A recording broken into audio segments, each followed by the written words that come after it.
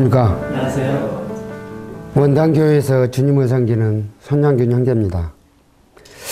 이곳에서 하나님의 은혜와 사랑을 간증할 수 있도록 하신 주님께 감사드립니다.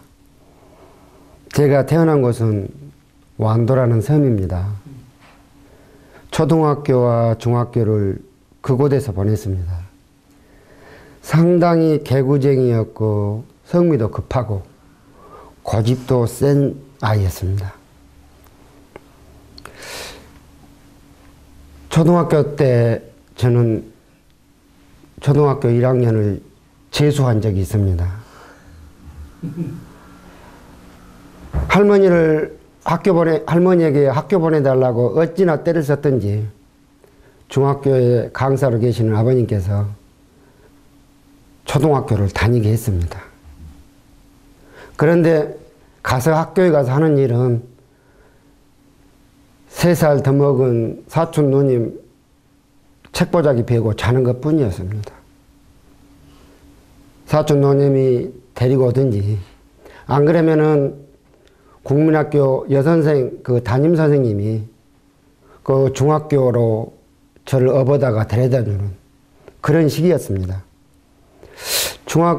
중학교까지 이렇게 데려다 줄 때 여선생님이 얼마나 힘들었을까 그건 나중에 알았는데요.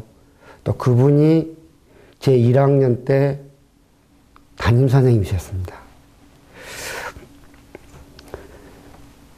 그런 초등학교 1학년 생활이 여름방학도 되기 전에 끝난 것 같아요. 가보니까 뭐 재미도 없고 심심하고 맨 잠만 자야 되고 그래서 그 다음에 다시 초등학교를 이렇게 다니게 됐습니다. 그런데 제 집 뒤에는 이 대나무 숲이 있어가지고요. 그 대나무 밭이 제 장난감이라든지 가지고 놀 수 있는 모든 것을 생산해내는 생산 공장이었습니다. 활을 만들어가지고 새를 잡으러 간다고 이 대나무를 이용해서 활을 만들고 여름이면 그 앞에 큰 저수지가 있는데 낚싯대를 만들어서 고기 잡으러 간다고 나가고 겨울에 저수지가 얼면은 대나무를 쪼개서 휘어서 스키를 만들어 대나무 스키를 만들어서 꼬챙이를 가지고 이 스키를 타고 그런데 제가 활을 만들어 가지고 새를 잡으러 가려고 그러는데 우리 집 밑에 집 수탉이 이렇게 하면서 우리 집으로 뛰어오는 거예요. 난 그 애가 정말 마음에 안 들었어요. 왜? 오면은 우리 암탉들 못 살게 굴고 또 우리 암탉들 모이 준 거 지가 다 먹는 거예요. 그래서 돌담 뒤에 이렇게 서서 활을 겨누고 이러고 근데 진짜 오는 거예요. 그래 가까이 오니까 쐈죠. 근데 이게 머리가 맞아서 벌렁 넘어지는 거예요. 겁이 덜컥 났습니다. 이건 큰일 났구나. 이거 어떻게 하지? 누구 본 사람은 없지? 하면서 가서 발로 살짝 건드렸더니 이게 푸툭 하면서 다시 자기 집으로 쏜살같이 달려가는 거예요. 누구 본 사람 없지? 근데 그러는데 이 머리에 보니까 피를 흘리고 뛰어가는 걸 봤거든요. 저 죽진 않겠지? 너 본 사람 없으니까 됐어. 그리고 놀다가 그걸 잊었습니다. 그런데 그 집 아들이 학교에 가면서 그러는 거예요. 우리 닭고기 죽 먹었다? 왜? 이러는데 얼른 생각이 되는 거잖아요. 닭고기 죽 먹었다 그러니까 수탉이 생각이 나는 거예요.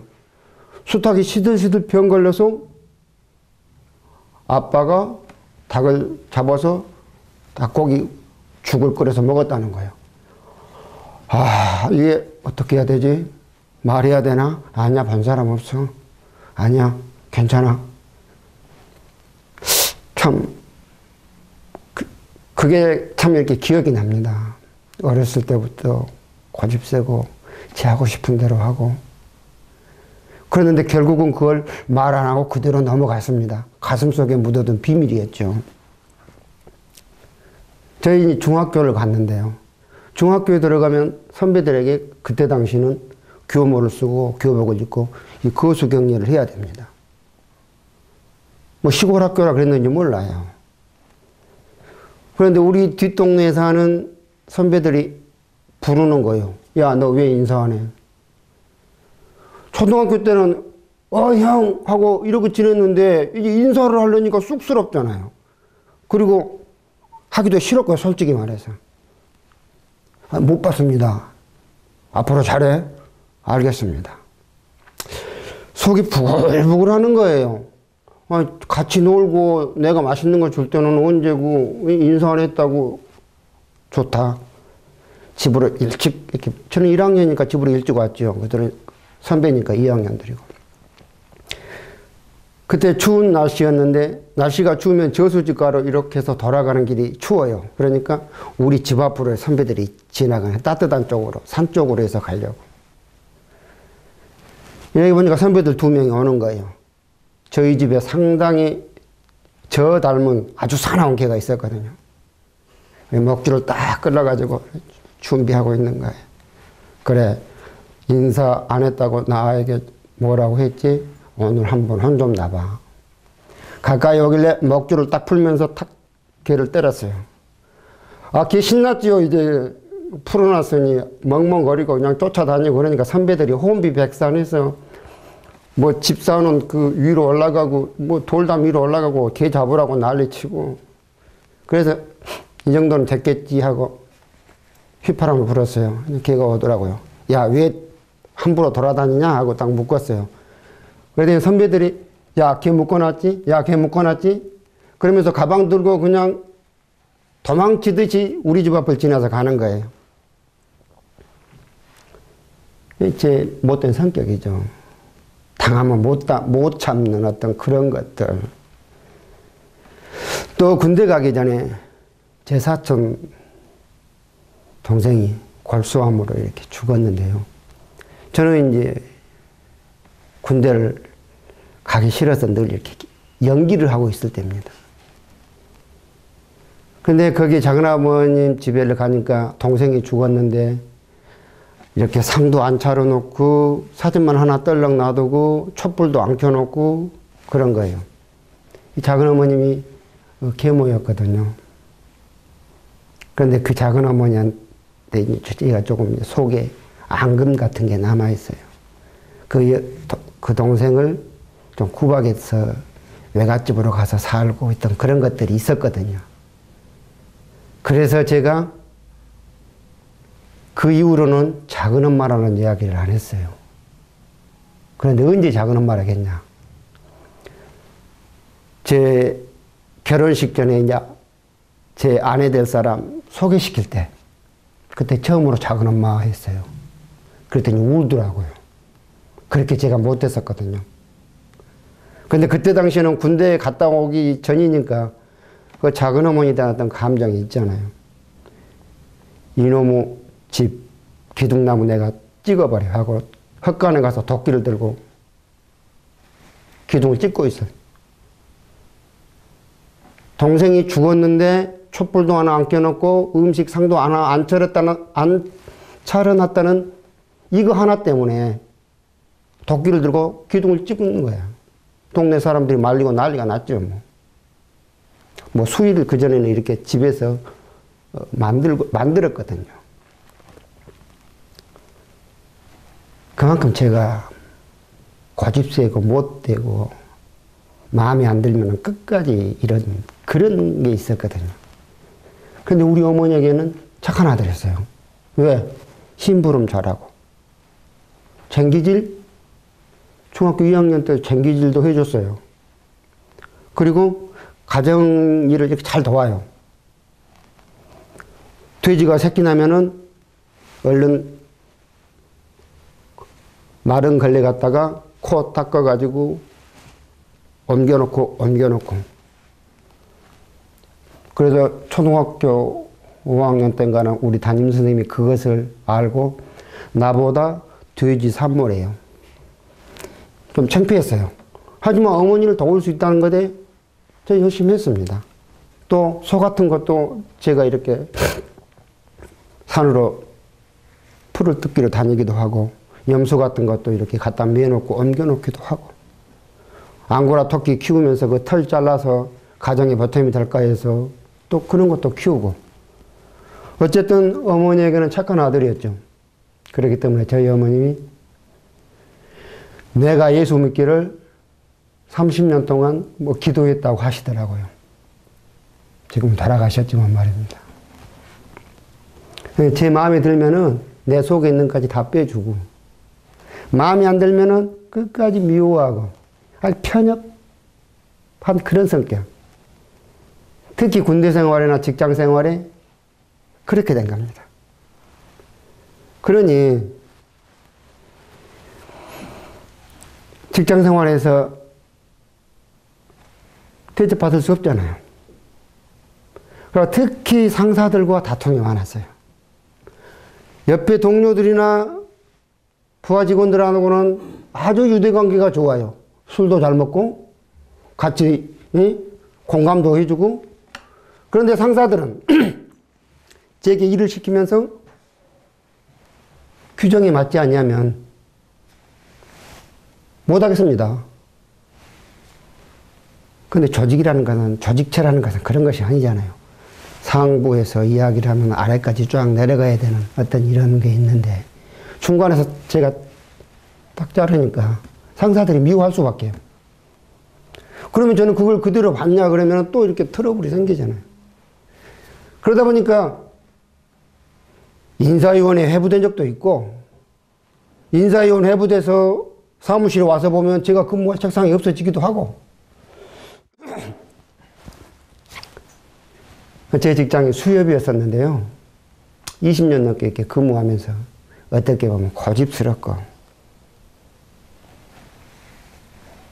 내 편할 대로 직장 생활을 하려고 하는 이게 맞다고 이게 규정이다고 이게 정관이다고 하면은 그것만 고수하려고 하는 다른 건 돌아보지 않는 어떤 그런 파쇼적인 그런 부분들이 많았습니다.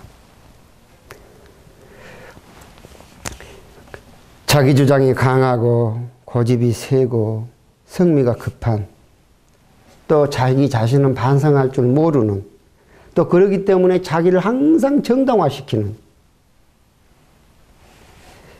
그런 어떻게 보면 악독한 모습이잖아요. 죄된 자신의 모습은 보지 못하고 항상 변명, 탓, 윗사람들과 트러블. 특히 제가 금융 업무를 담당했기 때문에 엄청난 스트레스를 많이 받았어요. 대출, 예금, 보험, 증권, 그 다음에 관리 업무. 이건 법적 수속, 강제 집행, 차압, 뭐 이런 일들이잖아요. 그렇기 때문에 많은 스트레스를 받다 보니까 결국은 술을 먹는 횟수도 늘어나고 결국은 술과 아주 친한 사람이 됐습니다. 하루도 술 안 먹고 들어온 날이 없을 정도로 그러한 일들을 반복되는 거죠. 제가 그러한 것들을 이렇게 생각해 보면은 제 지난 날들이 모든 불이 추악한 거, 탐욕스러운 거, 악독한 거, 심지어 도끼 들고 설쳤다는 것은 죽이려고 했다는 것 아닙니까? 그 마음속에는 살이라는 마음이 있었다는 것 아닙니까? 분쟁, 수군수군. 로마서에서 말하는 그런 모든 것들을 이렇게 제 마음 안에 있던 것들 이제 나중에는 알게 되었지요. 뭐 그전에는 제가 할 수도 없었고 그래 결혼해서 일남일녀를 낳았습니다. 딸은 그런 대로 잘 하는데 뭐 서예도 써서 입선도 되고 그럴 정도로. 그런데 아들은 정신지체인 거예요. 처음에는 몰랐습니다. 취학 연령이 되는데 딸아이와 엄청난 차이가 나는 거예요. 그래서 병원에 검사를 여러 번 큰 병원으로 가서 검사를 해보니까 뇌막이 눌려버린 상태예요. 그래서 3살 아이의 지능밖에 없는 거예요. 그 의사 선생님 말이 이것은 조기 발견해도 40% 정도 성공 확률을 가진 그러한 일이라고 하더라고요. 원인은 고열과 어떤 뭐 그런 것과 관계가 있을 것이라고 이렇게 추측을 하더라고요. 얘가 많이 아팠거든요. 날 때부터 병원 신세를 졌으니까. 그로 인해서 제가 술 먹는 양은 갈수록 더 늘어났습니다. 아들이 그러니까 더 그렇게 되는 거고. 그래서 아이 엄마는 교회, 기도원, 뭐 새벽 기도. 하지만 저는 뭐 가끔 한번 가기는 가지만 뭐 이거 맨날 거의 술이 취해서 가는 정도의 그게 저의 어떤 기독교적인 배경이었습니다. 직장 생활하면서 금융 업무를 담당하기 때문에 정말 업무와 관계된 모든 것들로 해서 돈을 많이 벌어야 되겠다 이런 생각들을 갖고 돈을 많이 모았습니다. 부동산에 투자하기도 하고 그래서 모텔을 사가지고 경영하기도 하고 주변에 땅을 사가지고 그 옆으로 터미널 가는 도로가 생기니까 땅값이 올라서 팔기도 하고 또 아버님 어머님이 많이 도와주니까 심지어 아이들 과자값까지 챙기시는 거예요. 아버님이 그때 국민학교로 오셔서 계속 평생을 국민학교 선생님으로 계셨는데요. 그러니까 아이들에게 할아버지가 모든 걸 다 해주는 거예요. 아이스크림도 사주고 공책도 사주고 뭐 심지어 옷도 사주고 장난감도 사주고 이러다 보니까 저는 돈 쓸 데가 없잖아요. 그러니까 많은 차명 계좌를 가지고 이제 공모주, 그때는 한전주, 포철주 이런 국민주가 나와서 이 증권을 할 수 있는 그런 시골 사람도 증권을 할 수 있는 그런 기회가 주어졌었어요. 그래서 제가 많은 차명 계좌를 가지고 있고 특히 저희 고향에는 같은 단일 성씨를 가진 저희 친척들이 한 70여 호 한 곳에서 삽니다. 그러니까 거기 친척들 명의로 많은 차명계좌를 가질 수가 있는 거죠. 왜? 그분들이 거리가 머니까 전화합니다. 나 100만 원 필요해. 그럼 제 돈 가지고 가는 거, 찾아가지고 갖다 줍니다. 그러면서 오면서 그 친척 통장하고 도장하고 가져와서 제가 빼가지고 다시 내 통장에 넣으면은 그런 일들을 편의를 봐주니까 또 제가 돈이 많이 있으니까 뭐 잠깐 빌려주는 거 이런 거 하니까 친척들이 나에게 돈을 맡기고 나에게 돈을 찾아가고 그러다 보니까 나는 많은 차명계좌를 가지고 있는 거예요. 특히 그때는 뭐 증권 그런 것들이 모를 때니까 많은 부를 이렇게 축적할 수 있는 그런 기회가 됐습니다. 그때 당시는 제가 그것이 불법인지 몰랐죠. 왜? 할 수 있는 범위 내에서 법망에 걸리지 않으면 이건 불법이 아니다. 그런데 거듭나고 나니까 그게 마음에 걸리더라고요. 주님 앞에 회개할 수밖에 없는 그런 것들이더라고요. 왜? 불이한 방법이었잖아요. 부동산 투기? 마찬가지잖아요. 모텔을 나중에 팔게 됐는데 100%를 더 받았어요. 그런데 이것을 그 섬에서만 놔두어서는 안 되겠다는 생각이 들어서 도시 쪽에다 투자를 하려고 아이들 외삼촌을 통해서 땅도 사게 하고 뭐 다른 것들 이렇게 돌아보고 해서 이렇게 부를 늘려가려고. 왜? 아들에게 그만큼 많은 것을 주어야만 저 아이가 나중에 살 수 있을 것이라는 이런 생각 때문에 제가 거듭나기 전에는요, 그 아이를 볼 때마다 제 생각은 어떤 생각이냐. 내가 저놈보다 하루만 더 살면, 내가 사는 동안까지는 저놈 뒷바라지 해주지만, 저 아이 뒷바라지 해주지만, 내가 하루만 더 싸면 저 아이 죽으면은 그 다음날 내가 죽어도 원이 없겠다. 이게 장애인들 가진 부모들의 마음일 것입니다. 근데 지금은 그렇지 않죠. 나의 주인이 계시잖아요. 내 주인이. 주님께 맡길 수 있는 것이잖아요. 하여튼 그런 것들을 모르고 이제 광주로 지사무소를 하나 창설을 한다고 그래서 그쪽 창설 멤버로 광주 쪽 도시로 이렇게 올라가게 됩니다. 그래 가서 보니까 내가 분명히 사놓은 그 땅은 앞으로 도로가 뚫리고 그 옆에 뭐뭐 굴지에 맥주 만드는 회사의 적치장이 있고 제가 그것들을 알고 샀거든요. 사람들을 통해서 그걸 알고. 그런데 그 땅은 안 사고 엉뚱한 냉동공장 유입자산 된 거 그거 참 기계도 다 낡은 거 그리고 거리도 뭐 말도 안 되는 짓을 해놓은 거예요. 뒤통수를 맞는 거죠. 맞으면 정말 황당하고 힘들더라고요. 어떻게 할까? 자, 남은 돈을 가지고 사업을 하자 하고 사직서를 쓰고 뭐 월급쟁이 뻔한 거니까 사직서를 쓰고 복구를 한번 해서 열심히 무엇이든지 돈이 된다는 것이면 무엇이든지 해보자 하고 서울로 광주로 바닷가 수산물 모든 것들을 한번 해보고자 하는 그런 마음으로 여기저기 다니면서 이제 사업을 제가 할 수 있는 사업이 어떤 사업이겠어요? 수산물 관계된 사업들 처리가 하고 그냥 그렇지 않으면 건조 사업 이런 것들을 하고자 이렇게 그건 안 되더라고요. 그 겨우 남은 것까지 다 없애고 다시 사회 밑바닥에서부터 다시 생활을 시작할 수 있게.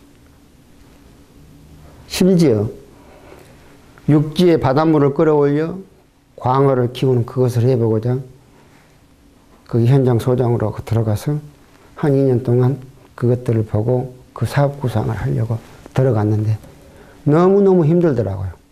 제가 할 수 있는 체력의 한계를 느끼는 거예요.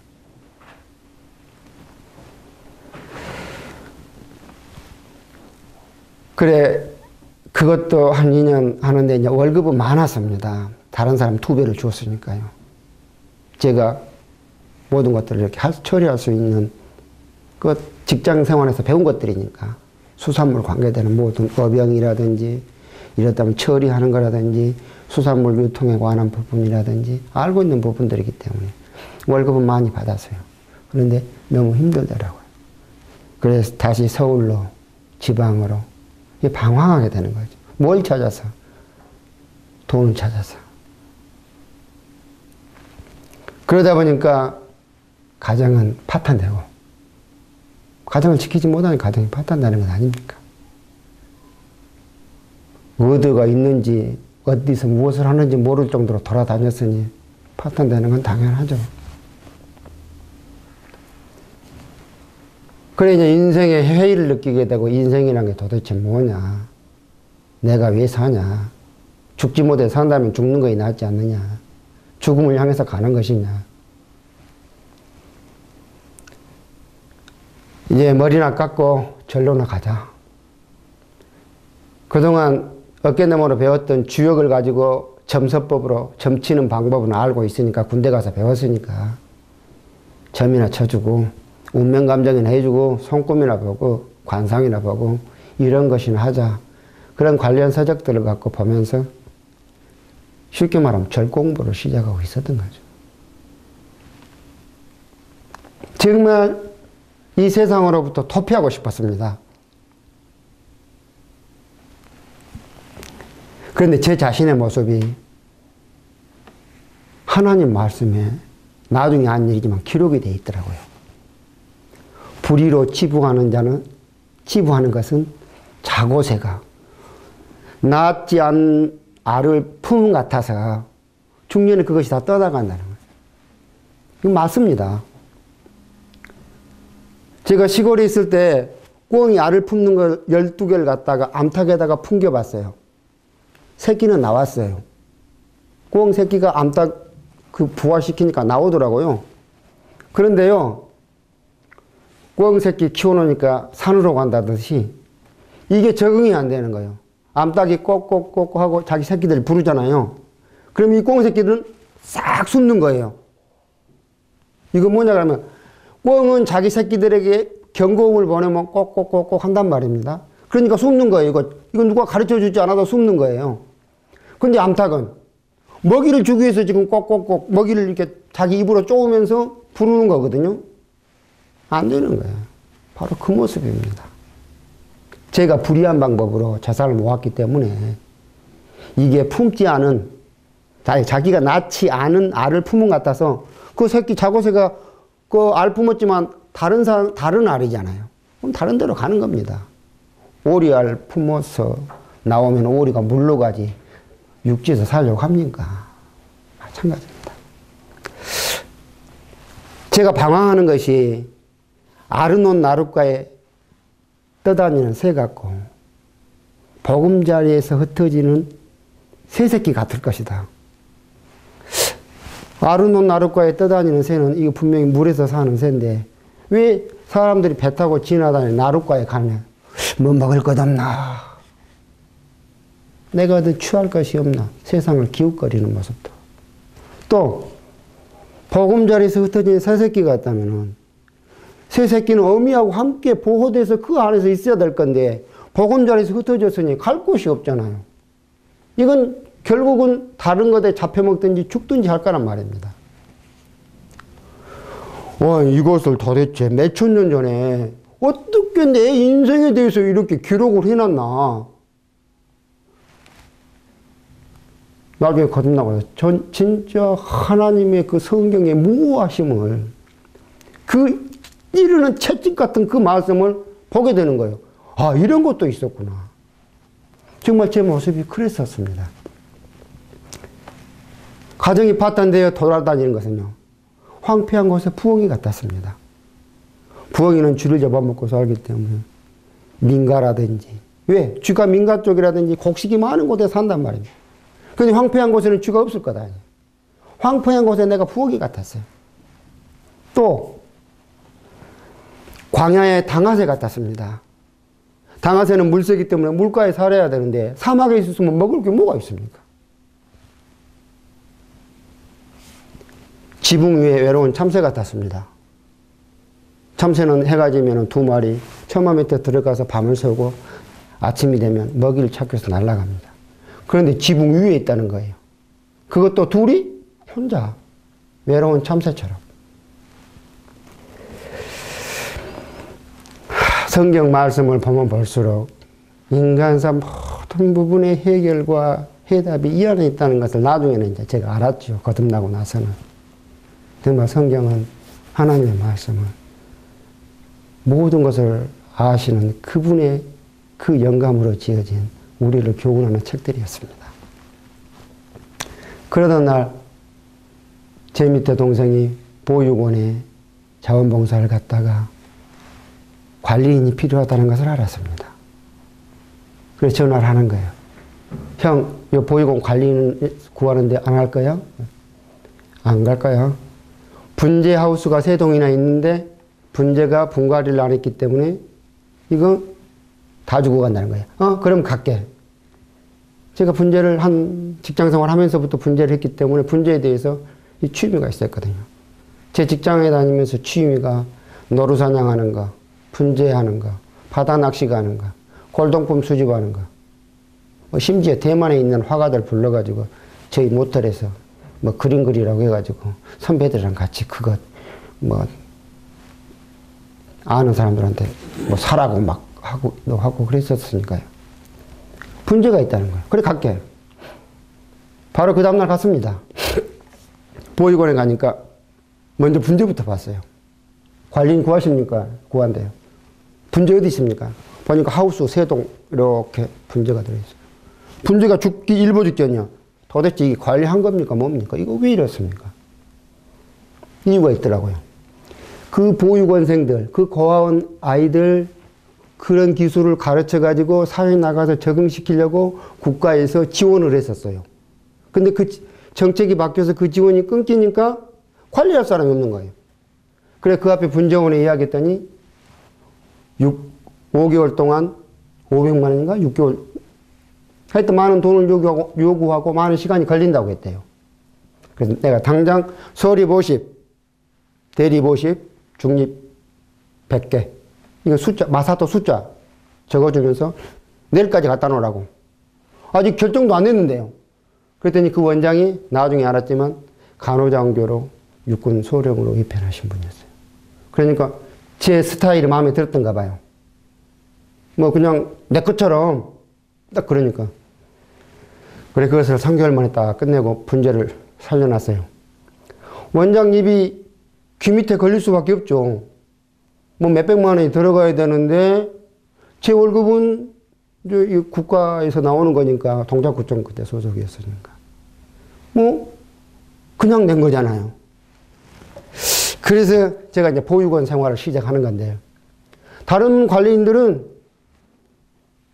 그냥 퇴근하잖아요.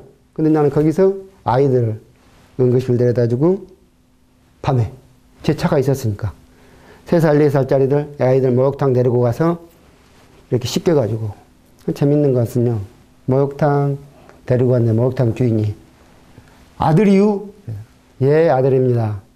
이렇게 보더니 어째 얼굴이 제 각각입니까? 예 그럴 만한 사정이 있습니다. 웃더라고요. 나 그런 사람이 아닌데 나중에 알았어요 이분이. 짜장면도 사주고 목욕비도 안 받고 그러더라고요. 그리고 얘들 산업체 취직하면 모든 걸 이렇게 갖다 주고. 어쨌든 이 아들한테 사고 치면 가서 수원지검에 가서 빼오기도 하고. 아이들이 많으니까 아무래도 사고도 치죠. 원에서 나갔던 애들이 돈 못 받으면 가서 임금, 체불임금 받아주는 해결사 노릇도 하고 가서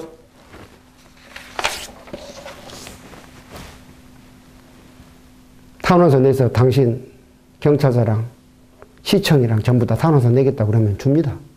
안 줄 수 없어요. 뭐 자기 사업을 못 하는데. 그런데 보육교사가 한 사람이 가고 또 새로운 보육교사가 왔습니다. 왔는데 이 보육교사는 내가 생각하는 것과 다른 거예요. 제가 보고 있는 보육교사는 다 나보다 못하거든요.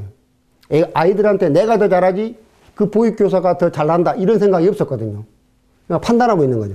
내 기준에 판단하고 있는 거야. 아유 애들한테 저러면 돼.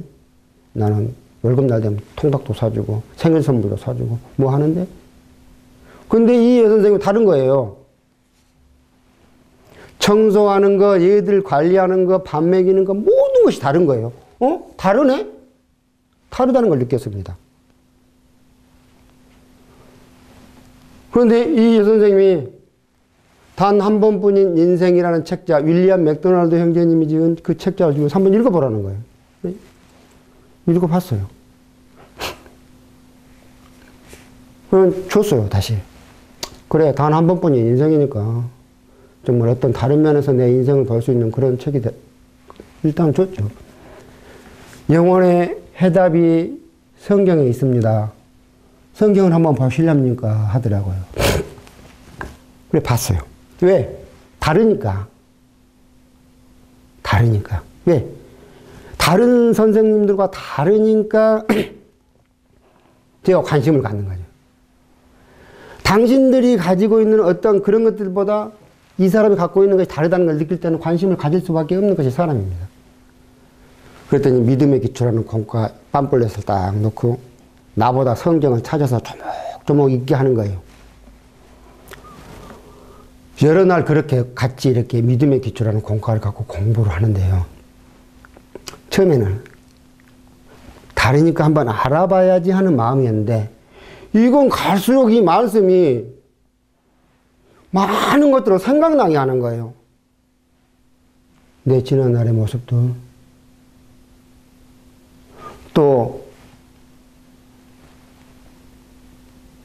이 성경에 기록된 죄의 모습들, 또 심판이 있으니까 심판을 당한다는 이런 걸 차근차근 보니까 잊고 싶은 거예요. 안 하고 싶은데 궁금한 거예요.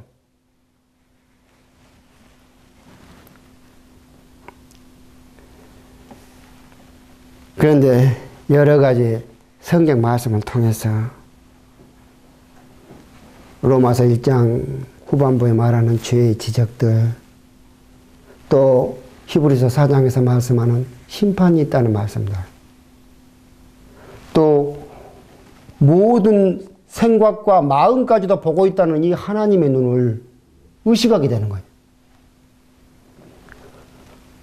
마지막 공과가 다 되어 가는데요. 저의 지난날에 죄악된 모습들, 사고친 모습들, 이것들이 영화의 한 순간처럼 쫙 이렇게 지나가는 거예요. 온몸에 소름이 돋더라고요. 난 틀렸구나. 내게 나온 고백이, 나는 틀렸어. 그런데 그 다음에 제가 지금도 기억하고 있는 그 말씀이 에베소서 2장 8절 9절의 말씀입니다. 내가 아이들한테 어떤 것을 해주고 내가 머리 깎고 들어가서 절에 가서 어떤 것들을 하고 이런 것들이 있는 것들이 아니라 너희가 그 은혜를 인하여 믿음으로 말미암아 구원을 얻었다는 거예요. 이것이 행위에서 나온 것이 아니라는 거예요. 성경 덮었습니다. 성경 덮었어요. 그리고는 나와서 안녕히 주무시오 하고 나와서 정말 내가 그 성경에 대해서 그렇게 그러할 거다 하는 어떤 그런 선입관은 완전히 깨어져 버리고 이게 살아서 내게 빛이 되는 것이잖아요. 정말 해결책이 그리스도 예수 안에 있는 십자가 사역 안에서 모든 것을 이루었다 하고, 그렇기 때문에 예수 그리스도로 말미암아 구원 얻는 그 은혜 안에서 그것을 받아들인 이러한 것들을 이제 알았잖아요. 그래 덮은 거죠. 그래 잠을 잘 수가 없었습니다. 그때 제가 먹는 술량은 하루에 한 대였어요. 적은 거요? 아니, 큰 거. 젖병 한 대였어요. 그런데 이걸 알고 나니까 잠을 잘 수가 없는 거예요. 그래 분재하우스 그 세 동을 다니면서 누군가는 말하고 싶은 거죠. 야, 나 구원받았어. 누구한테? 나무한테. 야, 나 이제 하나님 알았다. 나 이제 거듭났어. 왜? 이것이 바로 2001년 6월 30일 날 12시 30분 나의 모든 짐, 내가 가지고 있던 내 삶의 모든 것들을 이분 앞에 내려놓고 항복한 날입니다. 그래 다음날 아침에 딱 이렇게 일어났는데요. 자매님, 그 여선생님이 나를 보는 거예요. 선생님, 알았지요? 하는 거예요. 내가 씩 웃었습니다. 나 봤잖아요. 나 혼자 그냥 중얼거리고 다녔잖아요. 그래서 씩 웃었어요. 그런데 그 여선생 말이 그때 내 얼굴이 참 밝았다고 하더라고요. 생각해 보세요. 술을 하루에 한 대씩 먹고 이 세상 모든 고민 짊어지고 다니고 내 트렁크에는 파이프, 목검, 야스리로 만든 칼, 흉기라고 되어 있는 것들은 다 있는 거죠. 왜? 진짜 끝내고 싶었으니까요. 이 인생 안 되면 그냥 끝내고 그냥 가는 거지 뭐 이런 생각이었으니까.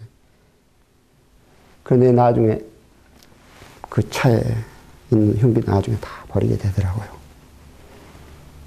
정말 감사했습니다. 나와 믿음의 기초를 공과를 공부하면서 성경을 보게 한 그 여선생이 지금은 내 인생의 반려자입니다. 주님 모시고 함께 사는 돕는 배필이 된 거예요. 버려진 한 영혼을 흑암 중에서 그의 사랑의 아들의 나라로 옮기신 하나님을 찬양합니다. 그 이름 앞에 영광 돌립니다. 감사합니다.